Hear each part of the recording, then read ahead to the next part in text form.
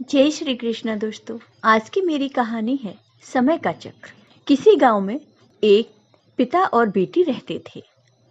बेटी का नाम सीमा था। उसकी मां की मृत्यु हो चुकी थी। सीमा जन्म से ही गूंगी थी। सीमा के पड़ोस में एक लड़का रहता था जिसका नाम अजय था। अजय सीमा से प्रेम करता था। वह दोनों साथ साथ खेलते हुए ही बड़े हुए थे। एक दिन की बात है। अजय ने सीमा से कहा, सीमा, पास के ही गांव के राजा अपने महल में एक मंदिर का निर्माण करवा रहे हैं। उस मंदिर का दरवाजा बनवाने के लिए उन्हें चंदन की लकड़ी चाहिए, किंतु चंदन की लकड़ी उस गांव में नहीं मिलती। मैं चंदन की लकड़ी इकट्ठा कर रहा हूं और कुछ महीनों बाद महल जाकर राजा को काफी ऊंचे दामों में चंदन की लकड़ी बेचकर बहुत सारा धन प्राप्त कर लूंगा। तब तुम मुझसे शादी करोगी? सीमा ने इस बात का कोई जवाब नहीं दिया। अजय की बात सुनकर वह वहां से चली गई। अपने घर पहुंचने पर वह सोचने लगी, अजय बहुत ही गरीब है। जंगल से लकड़ियां काट कर लाता है और उन्हें बेचकर अपना और अपनी मां का पेट जैसे तैसे पालता है। यह मुझे भला कैसे सुखी रख पाएगा? दूसरी तरफ अजय भी बहुत उदास हो गया था।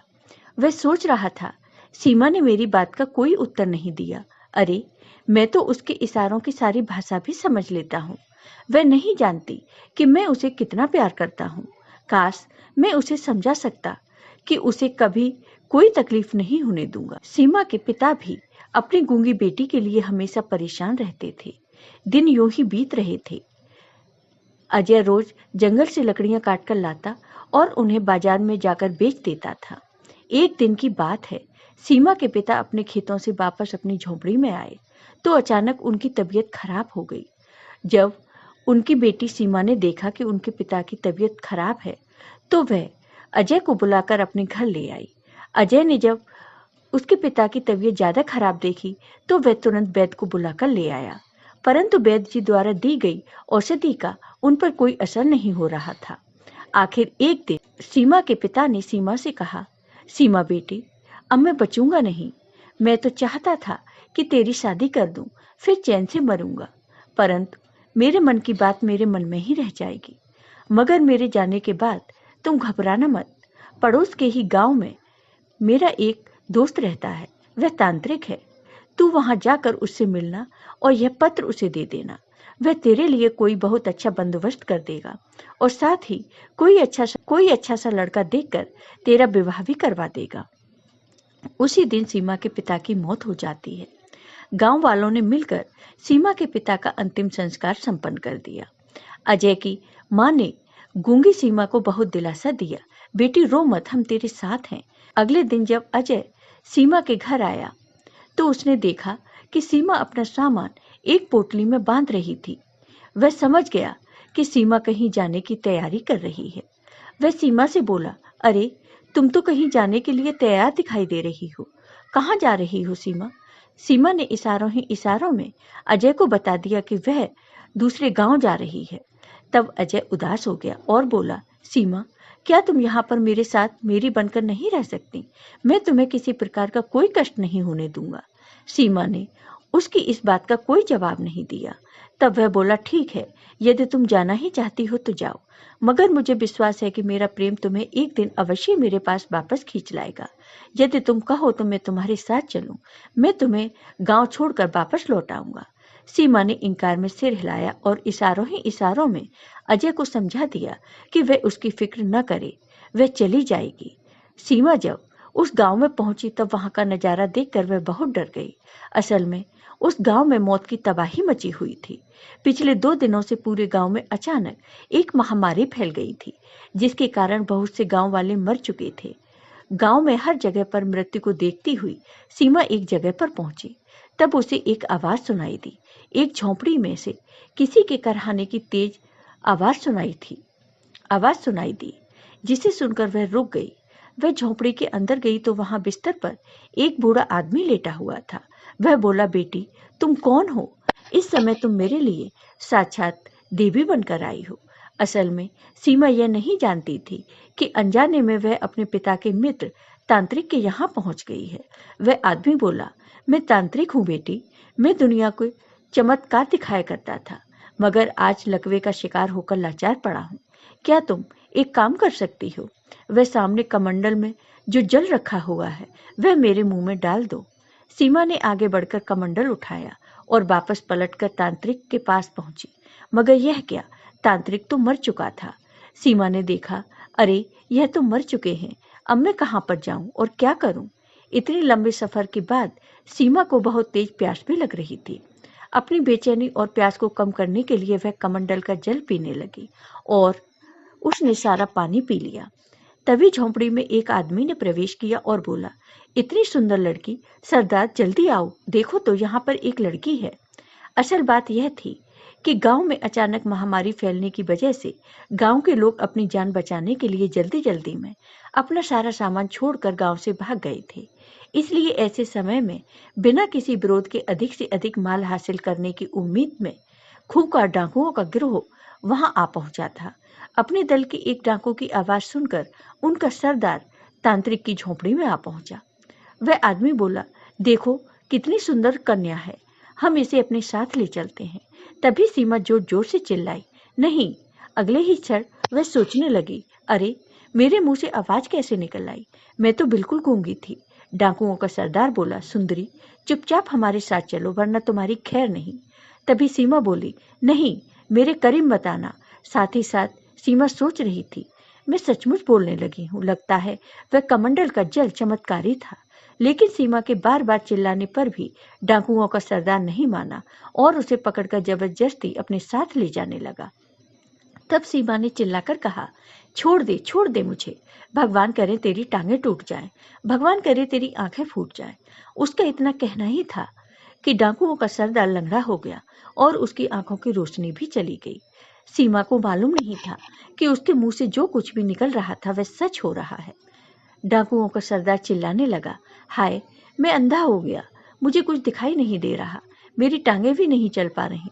सरदार के साथ जो दूसरा साथी था वह घबराकर घर से बाहर निकल आया और अपने साथियों को चिल्ला चिल्ला कर बताने लगा, साथियों अंदर जो लड़की है वह मुझे कोई डायन लगती है। उसने जो भी कहा वो सच हो गया। उसने कहा सरदार की टांगें टूट जाएं और वह लंगड़ा हो जाए, तो सरदार लंगड़ा हो गया। उसने कहा सरदार अंधा हो जाए तो वह अंधा हो गया। अवश्य ही वह कोई जादूगरनी डायन है। मैं तो कहता हूँ हम सबको यहाँ से भाग जाना चाहिए, इसी में हमारी भलाई है। बाकी सब डाकू वहां से भाग चुके थे। अब वहां पर सिर्फ सीमा और वह अपाहिज डाकू ही बाकी रह गए थे। डाकुओं का सरदार जो अब अंधा और लंगड़ा हो चुका था वह सीमा से कहने लगा, सुनो देवी, मुझ अंधे और अपाहिज को यहाँ पर छोड़कर मत जाओ। सीमा ने कहा, परंतु मैं तुम्हें अपने साथ कैसे ले जा सकती हूँ, तुम तो चल भी नहीं सकते और इस महामारी से ग्रस्त गांव से निकलने के लिए मुझे एक तेज भागने वाले घोड़े की जरूरत है। तुम घोड़ा बन जाओ तो मैं तुम्हें अपने साथ रख सकती हूँ। सीमा की बात पूरी हुई कि डाकुओं का सरदार एक घोड़े में बदल गया। सीमा सोचने लगी, वाह यह तो कमाल हो गया। इसके बाद वह घोड़े पर सवार हो गई और उस गांव से बाहर चल पड़ी। फिर एक अन्य गांव में जा पहुंची। उस गांव में चारों तरफ सन्नाटा छाया हुआ था। सीमा सोचने लगी, ऐसा लगता है कि जैसे मैं किसी मुर्दों की बस्ती में आ गई हूँ। इतने मकान हैं पर सबके दरवाजे बंद हैं, कहीं कोई आदमी दिखाई नहीं दे रहा। परंतु रात हो गई है, रात को सफर करना ठीक नहीं है। यही किसी घर में शरण लेकर विश्राम करना ठीक रहेगा। यह सोचकर उसने एक घर का दरवाजा खटखटाया। किसी ने डरते डरते दरवाजा खोला और पूछा, कौन हो तुम? सीमा ने कहा, मैं एक परदेशी हूँ बाबा, रात भर के लिए मुझे यहाँ शरण चाहिए। ठीक है, जल्दी से अंदर आ जाओ। उस आदमी के घर में वह और उसकी पत्नी थी। सीमा ने उनसे पूछा, बाबा अभी तो ज्यादा रात भी नहीं हुई है, पर इस गांव में हर तरफ गहरा सन्नाटा छाया हुआ है, आखिर क्या बात है? कुछ मत पूछो बेटी, इस गांव में रोज रात को न जाने कहां से एक उड़ता हुआ राक्षस आता है। स्त्री पुरुष बच्चे या जानवर जो भी प्राणी दिखाई दे उसे उठाकर ले जाता है। मेरे घर में अधिक जगह नहीं है, वरना मैं तुम्हारे घोड़े को भी अंदर कर लेता। अगर वह राक्षस हमारे घर की तरफ आया तो वह तुम्हारे घोड़े को अवश्य ही उठा ले जाएगा, और मगर मेरे घोड़े ने उस राक्षस को मार दिया तो? आप देखना बाबा, आज ऐसा ही होगा। अरे क्या कहती हो बेटी, यहाँ के राजा ने घोषणा कर रखी है कि जो भी उस राक्षस को मारेगा उसे 1 लाख अशर्फियां दी जाएंगी। तुम्हारी बातें तो हौसला देने वाली हैं। मगर सुनकर हंसी भी आ रही है। भला जिस राक्षस को बड़े बड़े योद्धा न मार सके, उसे तुम्हारा घोड़ा कैसे मार देगा? तुम खाना खाकर सो जाओ बेटी। हम भगवान से प्रार्थना करेंगे कि राक्षस तुम्हारे घोड़े को न ले जाए। और फिर सीमा बड़ी ही निश्चिंत होकर रात को सो गई। सुबह के समय उसे कुछ शोर सुनाई दिया। जब सीमा की आंख खुली तो घर के मालिक ने कहा, कमाल हो गया बेटी, तुम्हारे घोड़े ने सचमुच उस राक्षस को मार दिया। बाहर चलकर देखो, राक्षस मरा पड़ा है। सीमा उठकर बाहर आई तो बाहर बहुत भीड़ थी और वह विशालकाय राक्षस वहां पर मरा पड़ा था। सीमा का घोड़ा उसके सीने पर खड़ा था। राक्षस के मारे जाने की खबर राजा के पास पहुंची और वह कहने लगी, क्या कहते हो, एक लड़की के घोड़े ने उस राक्षस को मार दिया? हमें यकीन नहीं आता। राजा ने तुरंत अपने सेनापति को बुलाया और कहा, सेनापति, हम चाहते हैं कि उस लड़की को पूरे आदर और सम्मान के साथ हमारे सामने पेश किया जाए। तब सेनापति वहां पर पहुंचा जहां सीमा रुकी हुई थी। उसने सीमा से कहा, हमारे महाराज ने आपका सम्मान करने के लिए आपको बुलाया है। कृपया आप मेरे साथ चलिए। सीमा सेनापति के साथ चल दी, किंतु उसे मालूम न था कि सेनापति के मन में क्या चल रहा है। वह मन ही मन सोच रहा था, लड़की अच्छी है, अगर मैं इससे शादी कर लूं तो 1 लाख अशर्फियां भी मुझे ही मिल जाएंगे। हिम्मत करके सेनापति ने अपनी दिल की बात सीमा से कह दी। सुनो, मैं इस देश का सेनापति हूँ, तुम मुझसे शादी करोगी? सेनापति की बात सुनकर सीमा जोर से हंसने लगी और बोली, क्या बात करते हो चाचा, तुम तो बूढ़े हो रहे हो और मुझसे शादी करने के सपने देख रहे हो। सीमा का इतना कहना था कि तभी सेनापति अचानक बूढ़ा हो गया। वह सोचने लगा, हाय, ये मुझे क्या हो गया, मैं तो बिल्कुल बूढ़ा हो गया हूँ। इस लड़की ने जो कहा वह सच हो गया। जरूर ही यह कोई मायावी स्त्री है। और वह सीमा को लेकर अपने साथ राज दरबार में पहुंचा। राजा ने उसे देखते ही कहा, अरे तुम कौन हो? तुम्हारी शक्ल तो हमारे सेनापति से मिलती है। मैं सेनापति ही हूँ महाराज, मगर मेरी यह दुर्दशा कैसे हो गई, इसके बारे में मैं आपको अकेले में बताना चाहूंगा। राजा सेनापति को अपने गुप्त कक्ष में ले गए। वहां सेनापति ने अपनी हालत का कारण सीमा को बताया, किंतु कुछ इस तरह से, महाराज, वह लड़की सीमा मुझसे कहने लगी, अरे सेनापति, मैं तुम जैसे किसी सेनापति से शादी करना चाहती थी, किंतु तुम बूढ़े हो। उसका इतना कहना था कि मैं बूढ़ा हो गया। यह लड़की बहुत ही खतरनाक है महाराज, यह जो कहती है वह सच हो जाता है। सेनापति से सीमा की इस विशेषता के बारे में जानकर राजा चिंतित होकर विचार विमर्श करने के लिए अपने महामंत्री को बुलाते हैं। महामंत्री ने कहा, मेरे विचार से हमें इस लड़की को सभी सुख सुविधाएं उपलब्ध करानी चाहिए। क्या मतलब? मतलब यह महाराज कि हम इसे रहने के लिए एक अच्छा घर, खाने पीने के लिए बढ़िया पकवान और आराम के लिए नौकर चाकर उपलब्ध करा देते हैं। फिर महामंत्री ने अपनी पूरी योजना विस्तार पूर्वक राजा को और सेनापति को बता दी और कहा, हम इस लड़की को हर तरह का आराम उपलब्ध करा देते हैं। बदले में हम अपने देश के दुश्मनों को दबाने में और उनका नाश करने में इस लड़की की मदद ले सकते हैं। फिर सब कुछ महामंत्री की योजना के अनुसार ही हुआ।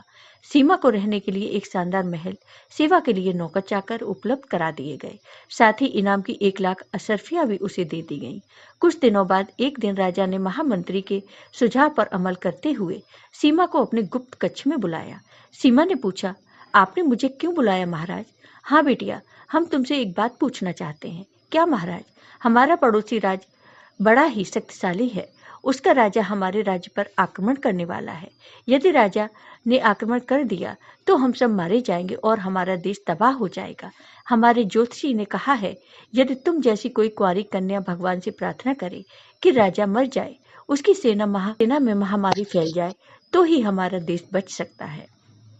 किसी का बुरा चाहना तो कोई अच्छी बात नहीं है महाराज, पर किसी बुरे आदमी का बुरा चाहना मेरे विचार में बुरी बात नहीं है।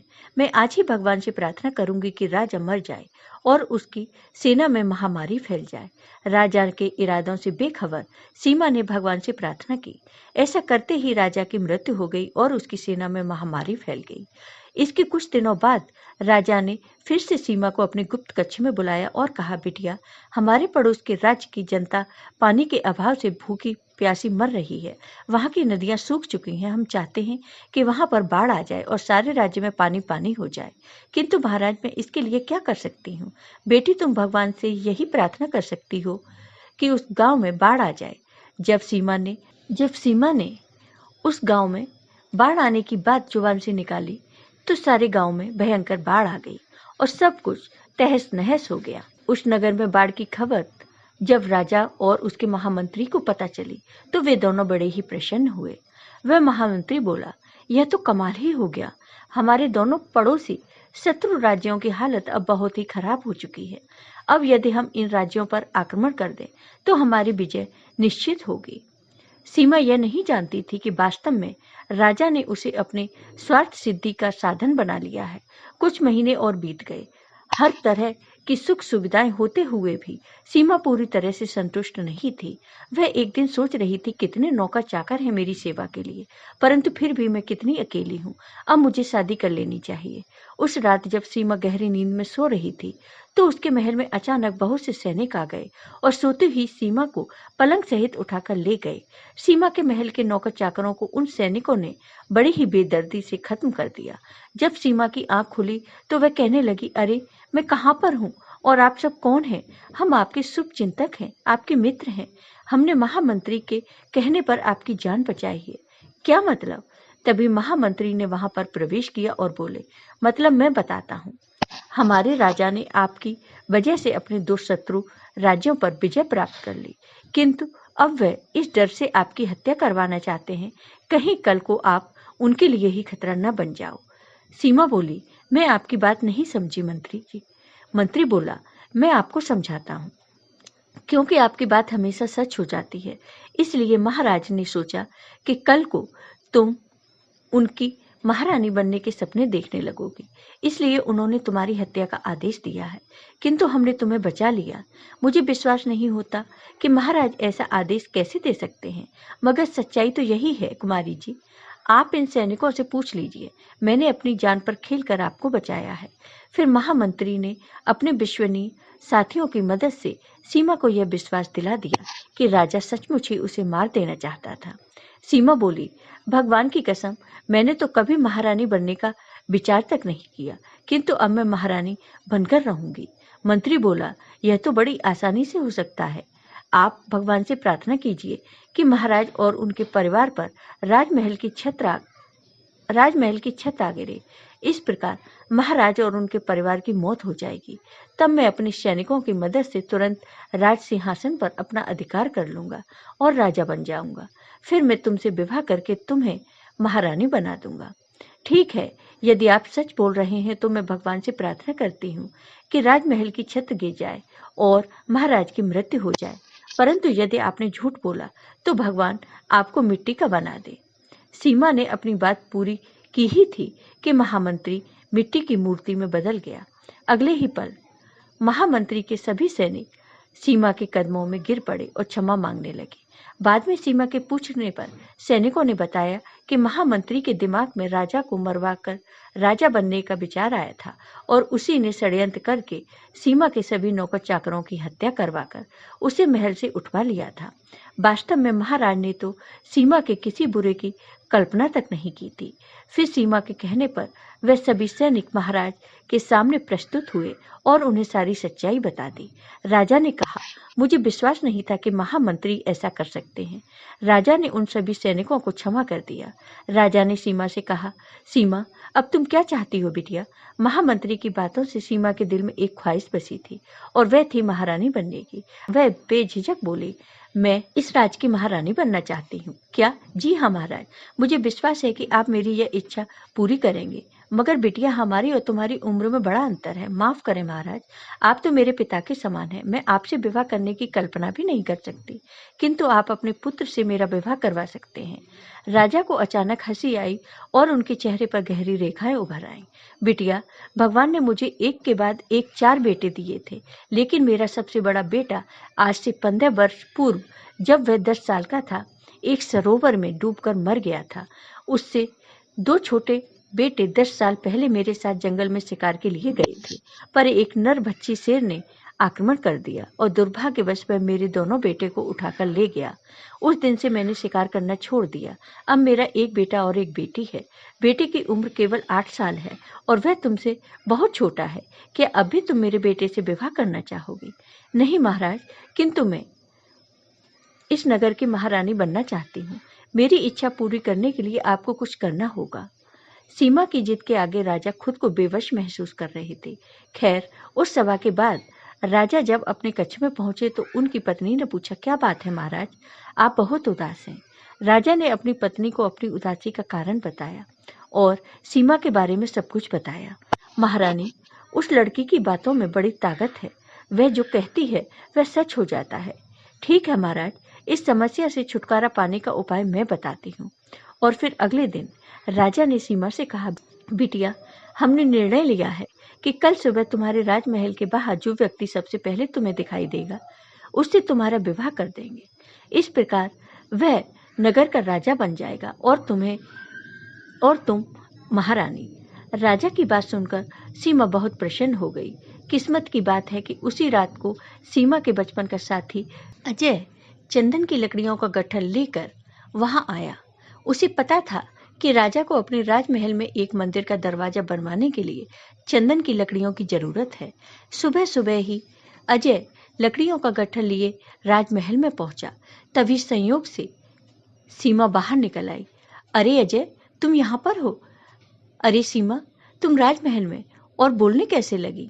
तभी राजा वहां पर आ पहुंचे। सीमा बिटिया, तुमने राजमहल से बाहर निकलकर इसी व्यक्ति को सबसे पहले देखा है। हम तुम्हारा विवाह इससे करवा देंगे। और फिर उसी दिन बड़ी धूमधाम से अजय और सीमा का विवाह संपन्न हो गया। सीमा का कन्यादान स्वयं राजा और उनकी पत्नी ने किया। विवाह पूरे होने के बाद राजा ने कहा, बिटिया, कल हम तुम्हारे पति को अपना राजपाट सौंपकर यह राज्य छोड़ देंगे। इसलिए आज हम और महारानी तुम दोनों के साथ भोजन करना चाहते हैं। और फिर सीमा और अजय ने राजा और उनकी पत्नी के साथ स्वादिष्ट पकवानों का भोजन किया। भोजन बड़ा स्वादिष्ट था, किंतु खाने के बाद अचानक सीमा को चक्कर आने लगे और वह बोली, मुझे यह क्या हो रहा है? यही हाल अजय का भी था।